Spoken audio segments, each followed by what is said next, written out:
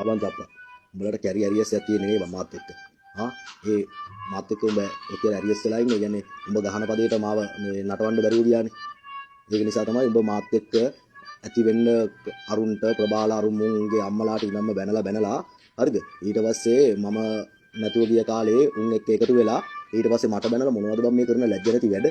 අඩෝ තෝගේ ඇඟේ පතේ සයිස් එකකට ලැජ්ජයි හුත්තෝ. හරිද? ඊට පස්සේ එහෙම කරලා හරි මං තමයි එතකොට කැරියා උඹ තොපි බෝසත්තු තොපි හරියා.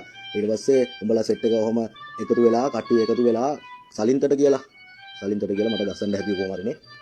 සලින්තට කියලා ප්‍රභා බෝසතා ප්‍රභාවති බෝසතානි බං කිසිම දෙයක් බෑ දේවත් වෙන ජීවත් වෙන්න. හරිද? කෙලින් එන්න බැරි හින්දා ඌටත් මං තමයි ප්‍රශ්නේ.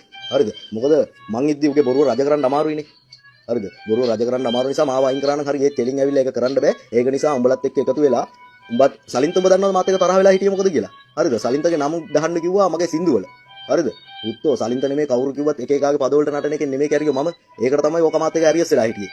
අම්මට ඒ වටින් ගොඩෙන් කොහොම හරි මේ කටියව තෝ ඇලා ප්‍රභා සලින්තව කොහොම හරි සෙට් කරගෙන සලින්තට අර ඇවිලෙන ගින්නට පිදුරු දාලා මට ගහන්න ඕනේ කියලා. හරිද?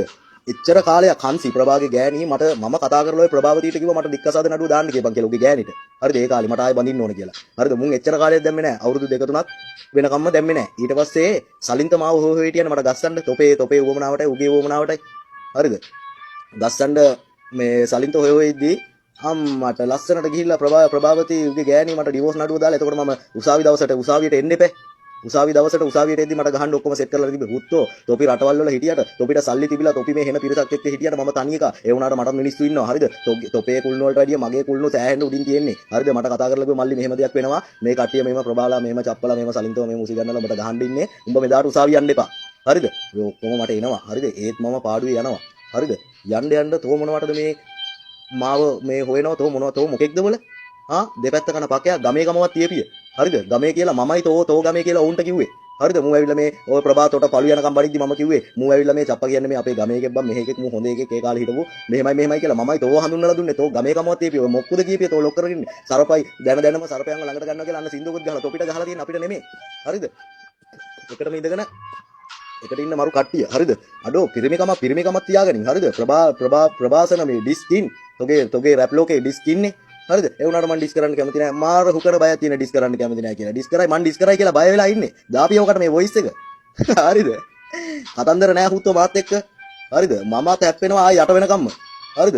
තෝ චපට මේ මොකෙක් වුණත් කමන්න තෝ රට ඉඳන් තෝ නිකන් මේ මාර කලස් එකක් දාන්නේ. තෝ හිතුවද යකෝ ඇලා වගේ රුපියල් 500ට මම සින්දුවල නම් ගහනවා කියලා එක එකාගේ. හරිද?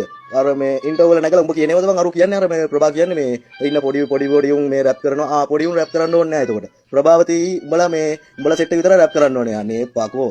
හරිද? එන්න ඉන්න එකෙක්ටවත් එන්න දෙන්න කියපිය. හැමෝම රැප් කරන්න ඕනේ. පොඩි උන්ගේ ඉඳන් හරි රැප් කරන්න ඕනේ. හරිද? එතකොට තමයි උණු පිරිසක් අදන් එන්න ලොකු වෙන්නේ. දවසින් දවස පොඩි වෙන්නේ නැහනේ. ඌ නිකන් ආසින් මැට්නවා වගේ කතා කරන්න එපා කියලා තෝ ඌට උගන්නපිය. නැත්නම් ඌ ගහන පදේට තෝ නරන්නේ නැත්නම් තෝ ගහන පදේට ඌ නරන්නේ. තෝපි පද වලට නරන කට්ටියනේ. හරිද? බෙරපළු ගැලවෙන්න දෙන්නේ කැරියෝ ඕනාර වැඩිය දඟලුවොත් එහෙම.